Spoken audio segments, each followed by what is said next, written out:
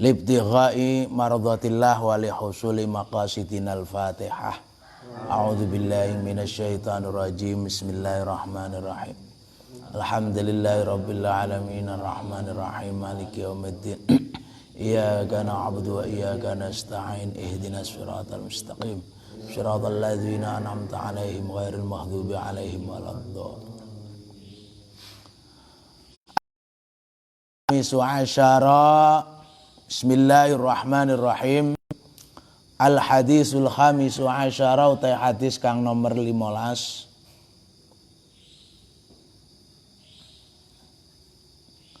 Iku an Abi Hurairah saking Abi Hurairah radhiyallahu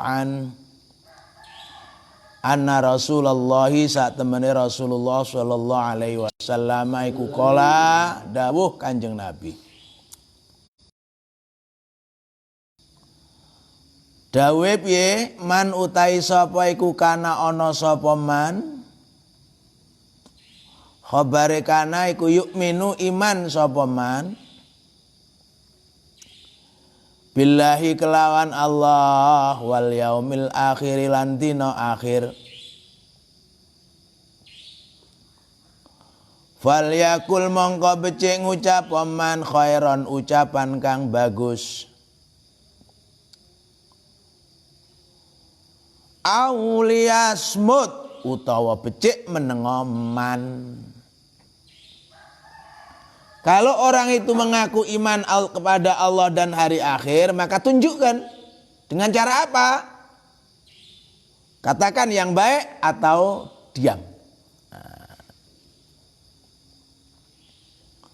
Wa man lan utawi sapa iku kana ana sapa man iku yu'minu iman sapa man billahi kelawan Allah wal yaumil akhir lan dina akhir fal yukrima ka becik mulyakna man jarahu ing tanggane man. Kalau seseorang itu mengaku iman kepada Allah dan Rasul dan hari akhir, maka hendaklah dia memuliakan tamu, memuliakan tetangga. Wa man lan utawi sapa iku kana ana sapa man iku yu'minu iman sapa man billahi kelawan Allah wal yaumil akhir lan dina akhir. Fal yukrim mongko becik mulyana man dhaifahu ing tamune man. Dan barang siapa mengaku iman kepada Allah dan hari akhir, maka hendaklah ia memuliakan tamunya. Nah, ini juga hadis kemanusiaan. Hadis yang menjunjung tinggi nilai-nilai humanity. Dalam hadis ini ada relasi antara iman dan amal soleh. Ada koneksivitas antara iman dan amal soleh. Umpama pohon, sekali lagi saya katakan, iman itu akar, batang pohonnya itu adalah amal soleh. Amal soleh itu banyak. Di sini disebutkan 3 perkara yang termasuk amal soleh itu. Menjaga mulut, menghargai tamu dan tetangga. Nah, di sini kita dapati satu fakta, kalau orang itu mengaku iman kepada Allah dan hari akhir, maka dibuktikan dengan cara apa? Fal yakul khairon auliyasmut. Orang-orang beriman itu yang terucap dari mulutnya itu sesuatu yang baik. Kalau toh kemudian dia tidak bisa mengucapkan yang baik, dia memilih diam. Ucapan-ucapan yang kotor, ucapan-ucapan yang menimbulkan persoalan-persoalan konflik misalnya, ini menjadi bukti bahwa iman itu belum sempurna. Nah, kita tahu yang namanya ucapan itu kan keluar dari otak. Maka hendaklah ucapan itu yang baik, yang itu menunjukkan otaknya juga baik. Kalau kemudian ucapannya itu adalah kotor, bisa jadi otaknya ini juga ngeres. Kita tahu ada istilah mulutmu harimaumu. Nah ini. Maka bisa jadi orang terpleset karena mulut. Kemarin ada anggota KPAI yang dicopot oleh Pak Presiden gara-gara satu hal. Dia ngomongnya salah. Orang berenang bisa hamil gitu ya. Dan banyak hal yang kita bisa membuat contoh bagaimana ucapan-ucapan itu bisa menimbulkan konflik-konflik. Contoh, pernah tahun 98 atau berapa waktu gegernya dukun santet di Banyuwangi itu. Itu ya karena dari ucapan-ucapan yang menuduh orang yang dituduh itu adalah dikatakan sebagai dukun santet. Wah, akhirnya tuduhan itu dimakan begitu saja oleh orang-orang yang barangkali dia tidak berpikir panjang. Mereka melakukan penganiayaan sampai terjadi pembunuhan. Jumlahnya lebih dari 100 orang waktu itu. Saya terlibat langsung. Saya bilang, kalau memang santet ada. Waktu itu saya ada pengajian di daerah mana itu? Di daerah Rogo Jampi Alian sana. Itu gudangnya santet katanya. Silahkan saya disantet. Kalau toh saya mati saya ikhlas, nggak ada yang nuntut. Alhamdulillah sampai sekarang belum santet. Jadi artinya apa? Kalau ada satu ucapan yang di situ logika kita itu tidak nyambung. Tapi di situ ada sesuatu yang kemudian mengganggu emosi kita. Ini harus kita ukur. Jangan gerusa-gerusu. Akibatnya nanti ucapan yang keluar ditelan mentah-mentah, muncullah pertumpahan darah. Ya seperti santet tadi. Ya kalau memang benar ada santet dengan cara memindahkan benda-benda seperti paku, kawat, jarum ke perut seseorang misalnya, itu misalnya kan. Santet kan begitu. Kenapa tidak nyantet musuh-musuh yang besar? Misalkan kalau dulu waktu itu siapa Presiden Amerika ya? Oh, santetan itu Ronald Reagan itu. Ya misalkan begitu ya. Atau santetan itu Bunyamin Netanyahu, kira-kira begitu. Dan ditakuti karena balistiknya sampai ke Amerika, kira-kira begitu. Ya kalau memang bisa memindahkan benda dengan cara ilmu apa? Telepati, santet, bus masuk ke dalam perut. Waduh, tentara Amerika kalah semua. Ya, kalah semua. Jadi kita ini berpikirnya harus saintifik lah. Ini perlu saya katakan. Saya tekankan. Jangan berorientasi kepada mistik. Kita percaya yang gaib.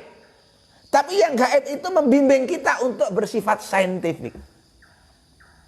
Hingga kita tidak mudah mengucapkan ucapan-ucapan yang di luar kontrol nalar. Yang justru akan menimbulkan persoalan-persoalan. Contoh begini. Kalau ada orang misalnya tidak ahli suatu hal. Wala takfu ma laisa laka bihi ilm misalnya. Jangan kemudian dia cerita tentang hal-hal itu. Yang bersifat mendetail seakan-akan dia ahli. Kalau hanya sekedar mengutip, tidak masalah. Tapi kalau kemudian dia seakan-akan, nah ini yang offset. Offset. Kita konsisten pada siapa diri kita. Lalu kita menyampaikan apa yang kita punya referensi untuk itu. Apa kemudian kalau kita misalnya hari ini ya, kita lihat satu fenomena menarik. Ya, namanya fenomena Didi Kempot. Oh, ya. Dia enggak menyanyikan lagu apa, kecuali satu lagu Jawa. Apa kemudian dengan lagu itu nilai komersialisasinya itu rendah? Tidak, justru populer mendunia. Karena dia mengucapkan ucapan-ucapan yang baik. Dari lagunya sampai dikenal apa itu ambiar ya. Oh. Godfather of broken heart. Broken heart ya. Broken heart. Pokoknya jangan patah hati kabeh. Artinya apa? Di sini kita melihat orang konsisten. Dia orang Jawa, ngucap Jawa tidak masalah. Artinya seperti itu. Dia mengetahui budaya Jawa. Dalam arti apa? Kita punya ilmunya yang cukup. Kalau kita nggak punya ilmu yang cukup, kita mengucapkan ucapan, lalu di situ ada salahnya, waduh bahaya itu. Apalagi kalau masih dalam proses, bisa digoreng istilahnya sekarang. Maka ucapkan ucapan yang baik, yang tidak mengecewakan orang, yang tidak menimbulkan fitnah, yang tidak menimbulkan adu domba. Dan orang-orang yang ucapannya baik, ini ada relasi, dia imannya kuat. Apalagi di media sosial, apalagi di area publik, kemudian mengucapkan ucapan yang kotor, yang menimbulkan fitnah, yang menyakitkan hati orang. Mutlak itu bertentangan dengan isi hadis ini. Baginda Nabi Muhammad SAW sudah mengajarkan kepada kita bagaimana ucapan-ucapan yang baik itu harus disampaikan kepada siapapun, sekalipun orang itu tidak baik kepada kita.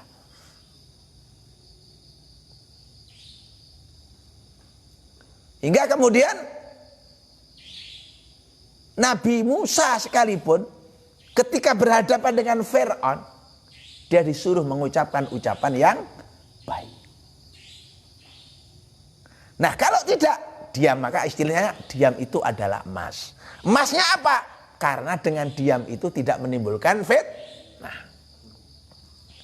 Yang kedua, di situ ada relasi antara iman dengan amal soleh. Apa? Ikramul jar, memuliakan tetangga. Orang yang paling sibuk dengan urusan kita, dengan kerepotan kita, itu adalah tetangga. Ya, kamu kalau tinggal dalam satu komplek perumahan di kampung misalnya, kalau enek repote, siapa yang paling dulu kamu mintai tolong? Tetangga. Bukan saudara loh ya, bukan, tetangga. Kalau saudara kamu agak jauh misalnya, kamu punya kerepotan, nunggu saudaramu yang jauh datang, sembrojol ya. Ini tetangga ini yang paling dekat dengan kita. Makanya sampai berkali-kali malaikat Jibril ketemu baginda Nabi Muhammad SAW yang dipesankan apa? Berbuat baik kepada tetangga, berbuat baik kepada tetangga. Begitu tingginya Islam menghargai tetangga, ya begitu tingginya. Kalau kita masak masakan yang istimewa misalnya, yang baunya sampai tercium ke rumah tetangga, awalnya dhewe diperintahke untuk membagi makanan itu kepada mereka. Nyembelih ayam, dimasak bumbu kare, tetangganya mencium baunya.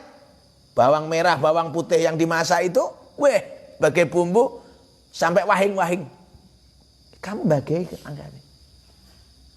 Dan di situ tetangga tidak dilihat apakah dia muslim atau tidak.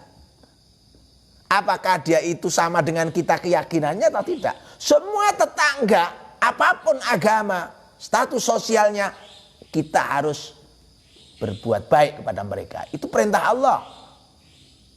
Dan itu juga merupakan bukti keimanan.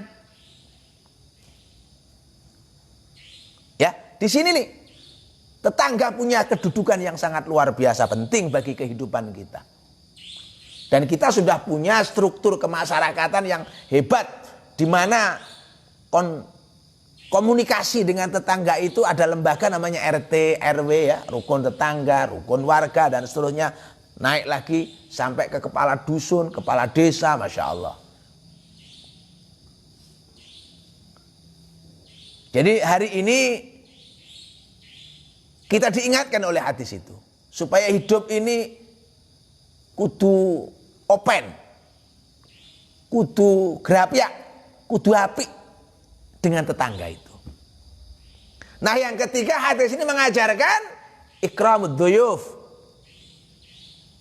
Di samping tetangga, kita juga harus memuliakan tamu.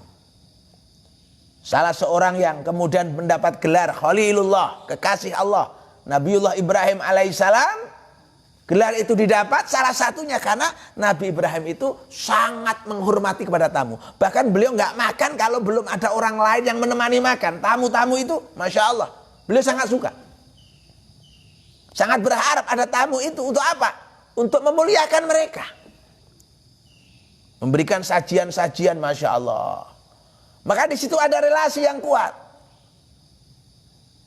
Nah, ini yang kemudian kita sebut dengan ilmu servis, pelayanan. Jadi kamu buka toko, kamu buka usaha jasa, guru misalnya sekalipun, pegawai rumah sakit atau apalah namanya, pegawai negeri, atau siapapun, begitu ada orang datang, kamu harus melayani. Karena ini adalah tamu. Tamu. Kita sambut mereka dengan senyum yang ceria. Dengan ucapan salam yang baik. Masya Allah. Maka tamu itu akan bahagia. Tamu itu akan bangga. Jadi di sini mental. Kalian menjadi apapun, kalau kemudian kalian menempatkan diri sebagai pelayan yang baik, tamu-tamu itu, orang lain yang datang ke tempat kamu, mereka akan pulang dengan bahagia. Dan berbaik sangka kepada kita. Dan itu akan menjadi berita langit. Semua akan diberitahu, saya itu kemarin di sana, belum masuk itu sudah disambut dengan senyum oleh para pegawai-pegawainya. Apalagi menjadi pejabat, ya. Apa itu pejabat publik, mulai dari kepala desa, bupati, gubernur, presiden, siapapun itu adalah pelayan. Mereka ada di kantor-kantornya menunggu tamu datang. Siapa? Rakyat yang akan minta jasa kepada para pejabat itu untuk dilayani. Waduh, dijemput sekarang ini, Masya Allah.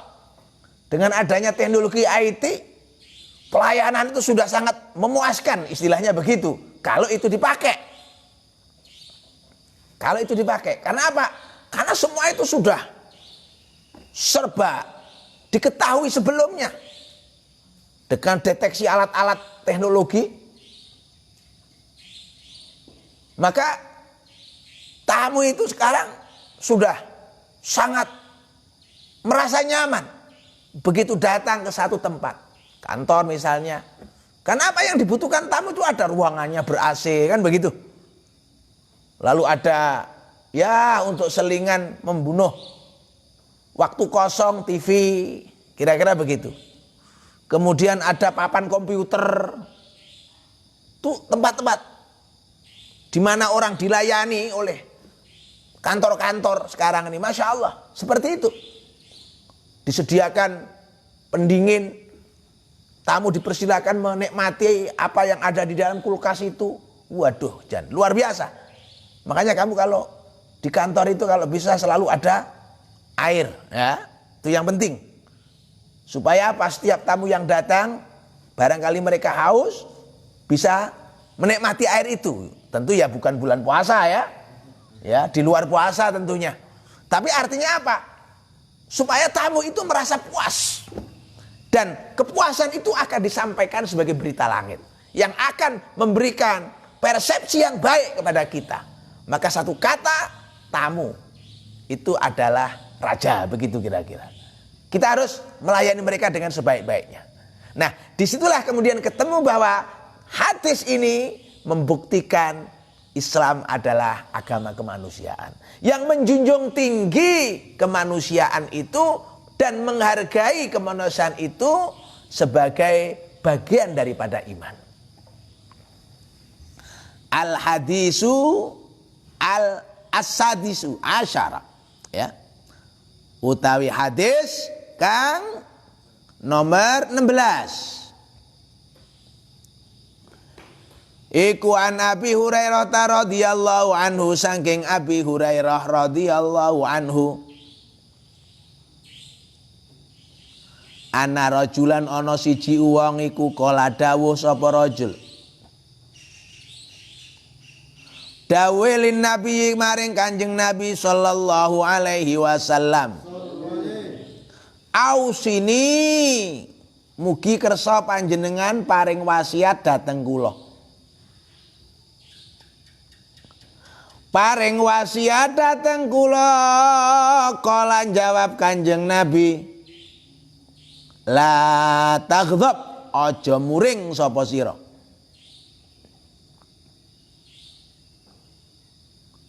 Faraddada mongko bolan baleni Kanjeng Nabi miraron bola bali. Kala dawuh Kanjeng Nabi, la taghdab, aja muring sira. Nah, hadis ini berkait dengan sistem pengendalian emosi. Maka ada istilah kecerdasan intelektual, kecerdasan emosional, kecerdasan spiritual, kecerdasan sosial, ya. Sekarang ini istilah kecerdasan sudah luas artinya. Menjangkau semua sudut. Kecerdasan intelektual itu kecerdasan otak kita. Nah, kecerdasan emosional itu kecerdasan perasaan kita. Kecerdasan spiritual adalah kecerdasan keberagamaan kita. Nah, berkait dengan kecerdasan emosional ini, kita tahu bahwa manusia itu terdiri dengan istilahnya apa? Triple power. 3 potensi kekuatan. Kalau secara fisik ini, secara fisik dari mulai kaki sampai kepala, itu ada triple power berupa apa? Turab, tin, dan ma. Artinya manusia itu fisiknya terdiri dari bahan baku urai, gas, turab itu artinya bahan baku urai. Kalau di pondok biasanya diartikan debu, turab, lebu. Kalau dalam bahasa kimia itu bahan baku urai, yang terurai. Kalau kamu kepengen lebih paham lagi, belajar ilmu kimia itu. Kemudian tin, bahan baku padat. Bahan baku padat. Nah, yang ketiga adalah ma, yaitu cair. Jadi manusia itu punya triple power fisiknya 3. Padat, urai, dan cair. Nah, kemudian manusia yang secara fisik ini dari kaki sampai kepala kelihatan ada di situ, ada kulit, ada tulang belulang, ada sistem sirkulasi darah dan seterusnya. Bergerak ke sana kemari. Dia punya yang namanya triple power. Ya, triple power.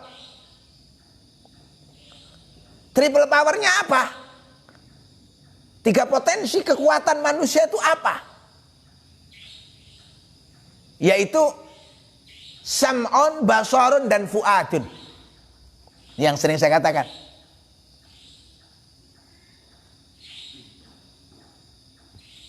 Sistem pendengaran, sistem penglihatan, dan sistem perasaan. Jadi sistem emosional tadi, kecerdasan emosional itu terbentuk dari triple power ini.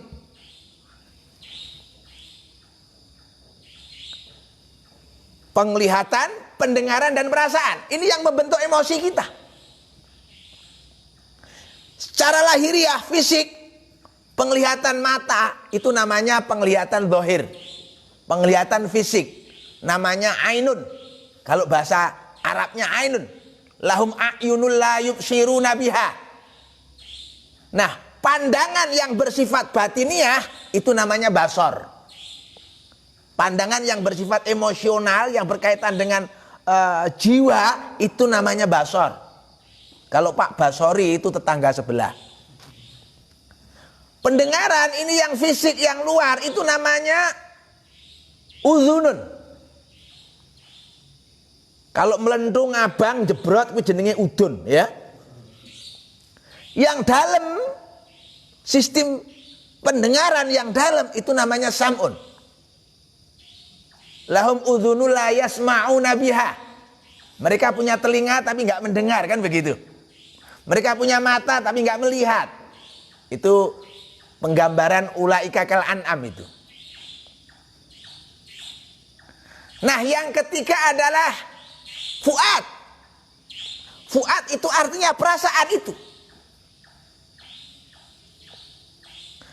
Dan fuad itu organnya. Ya. Kalau pendengaran tadi apa? Itu pendengaran. Kalau penglihatannya adalah mata, ainun, udhunun. Nah, sekarang di mana perasaan itu bertahta sebagai wujud dari media perasaan, media, organ medianya itu adalah qalbun, jantung. Nah, saya katakan ya, jantung. Jantung ini sebagai perekam rasa yang paling utama. Hingga kemudian di situ bekerjasama dengan sistem samak basor yang kemudian disebut otak. Seperti sekarang ada berita Kim Jong Un meninggal mati otak, ya gitu ya. Otaknya ini mati. Nah, biasanya disebut mati suri. Nah, kalian tadi dikatakan di situ oleh baginda Nabi Muhammad SAW dipesankan la taghdab, jangan marah.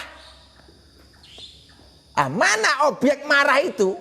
Dari mana marah itu? Ya dari tata kelola perasaan ini. Ya, dari tata kelola perasaan ini. Makanya kita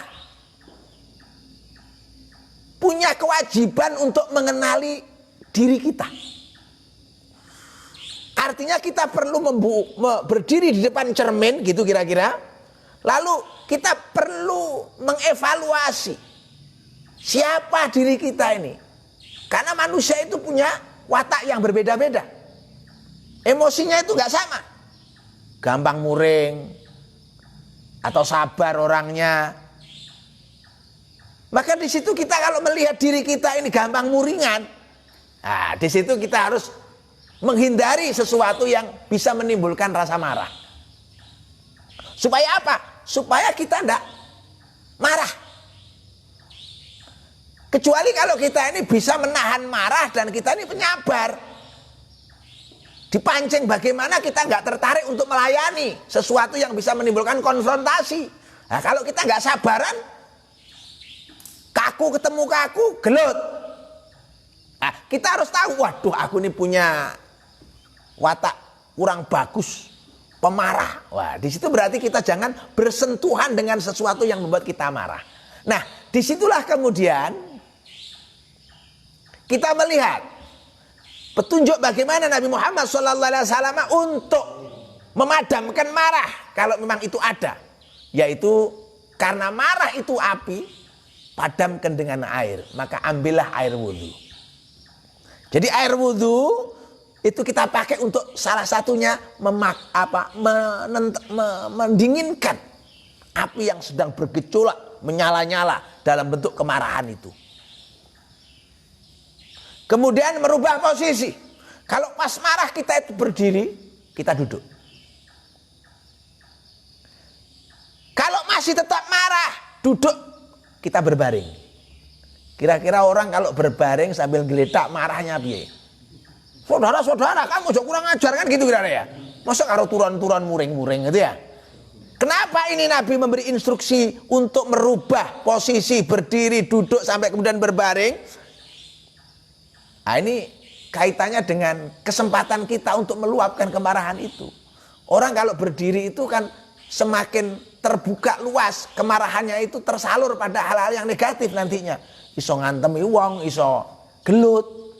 Tapi dengan duduk mereka akan terbatas, apalagi kemudian sampai berbaring. Bahkan kalau perlu, kalau tadi diperintahkan ambil air wudhu, sholat 2 rakaat. Nah, di sini kita terdidik emosi itu untuk sabar. Terdidik emosi kita itu untuk sejuk. Makanya ada janji la taghdab falakal jannah. Jangan marah, karena kamu kalau bisa menahan marah, kamu dapat surga. Banyak persoalan di masyarakat yang itu timbul karena kemarahan. Nah, kemarahan ini harus kita kelola dengan baik, yang itu kita sebut dengan manajemen ruh, ya, manajemen ruh. Maka di situ kita perlu melatih bagaimana supaya emosi kita terkendali. Anak-anak muda biasanya disebut darah muda itu kadang-kadang sadek saknyet. Dia tidak berpikir panjang tentang akibat-akibat, nah gitu. Maka disitulah kemudian kita penting untuk menetralisir emosi kita dengan cara-cara yang diberikan oleh baginda Nabi. Ambillah air wudhu, rubah gerakan dari berdiri duduk, duduk kemudian berbaring. Makanya kita harus terbiasa untuk mengelola emosi itu, apalagi di zaman sekarang. Stres misalnya, itu yang merupakan kunci di mana orang itu suka marah.